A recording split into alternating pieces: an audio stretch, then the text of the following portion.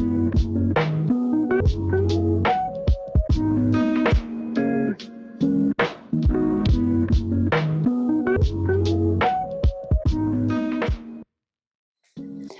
I'm Cody, and I'm so happy to welcome you guys into our home.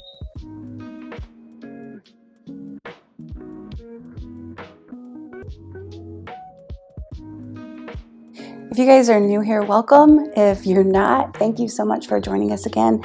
We are a family of 7, and we have a small homestead, about 2 acres, and we love to cook from scratch, and we homeschool. And I'm just super excited to welcome you guys into a little bit of our lives.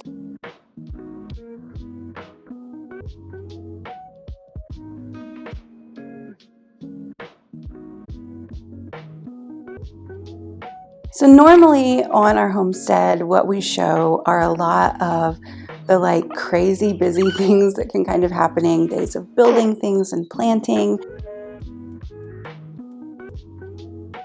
But some days, in fact, I would say most days, we live a fairly slow life.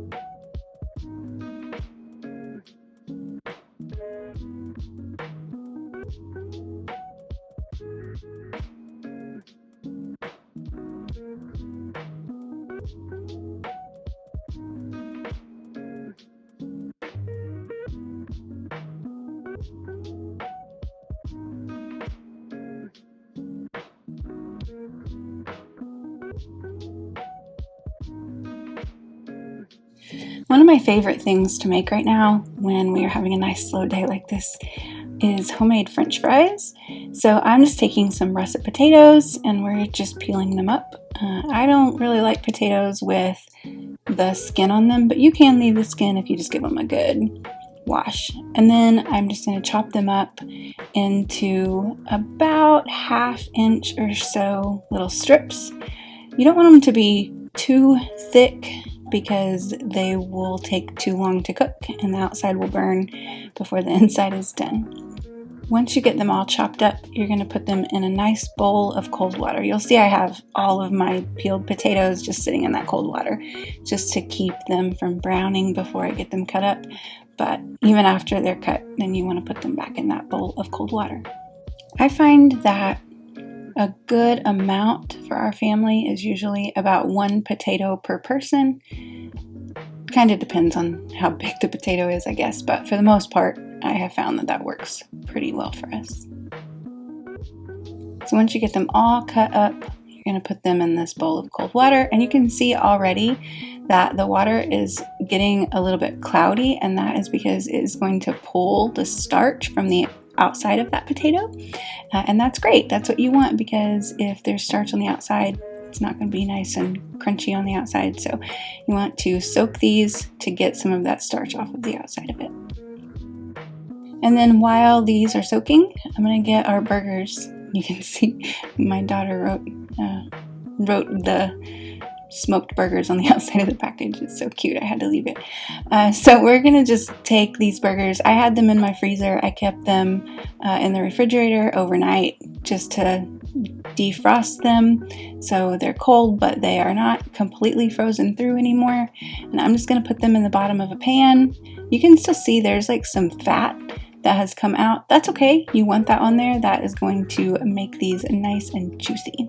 So I'm just going to stack them in a layer and put them in a pan covered with some foil. Stick them in the oven for about, probably 20 to 30 minutes until they are fully warmed through, and then the burgers are actually ready for dinner. So it will take longer than that. You want to soak your potatoes for 2 to 3 hours. So I do this at the tail end of that soaking time.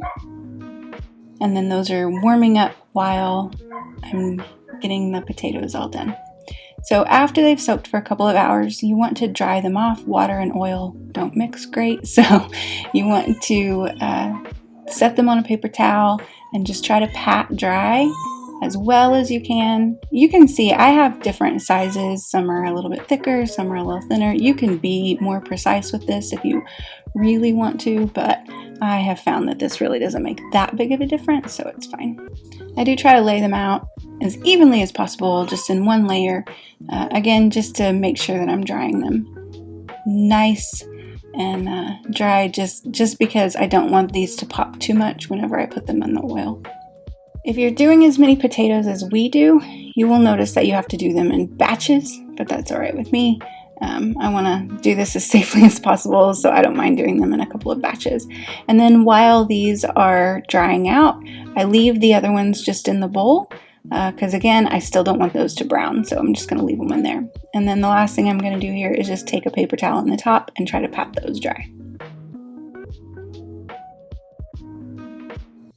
Now when you're frying French fries, you want to make sure and have a fat that has a really high smoke point to it, because that oil is going to get very, very hot. So you wouldn't want to use anything like olive oil.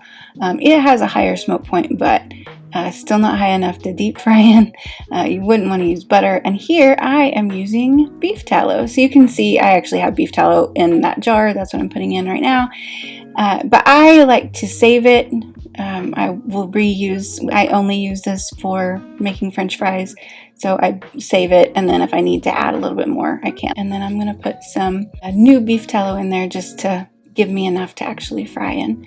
This is actually going to give you a completely different flavor than if you used like vegetable oil or canola oil or something like that. I definitely prefer to use beef tallow because it tastes better. It's just a natural animal fat, and that's just absolutely what I would prefer to have in our house. So I am going to get my oil up to about 350 degrees. You want to make sure that your oil is hot enough before you put your fries in, or else they are just going to absorb that oil and they are going to be just greasy and gross. But if you wait until the oil is hot enough when you put them in, they're going to start bubbling like this and actually frying. That's going to actually start cooking the outside instead of having the oil absorb into the potato, and that's what you want. So you want to make sure and not overfill your pot, because again, you can see it bubbles up quite a bit. There's still water in and on those potatoes, and that's what we are seeing that reaction to right now. And so you want to make sure that you don't have too much oil and you don't put too many potatoes in, because you don't want to make that mess. And also it's just super dangerous, so be careful there. I like to keep checking my temperature just to make sure that it is staying hot enough, see if I need to raise or lower the fire underneath it. And then once they start to cook, they're going to start to float.